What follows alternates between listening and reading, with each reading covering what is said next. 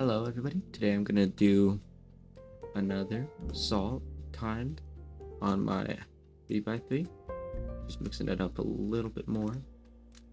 Okay, how does this look, everybody? I'm just gonna separate those reds a little bit. Okay, and 3, 2, 1, go. That goes here. I can find my colors. I know my colors, come on. So there we go.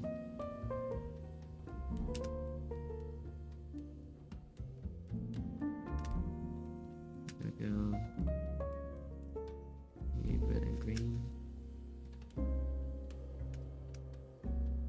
Red and blue. And blue right here.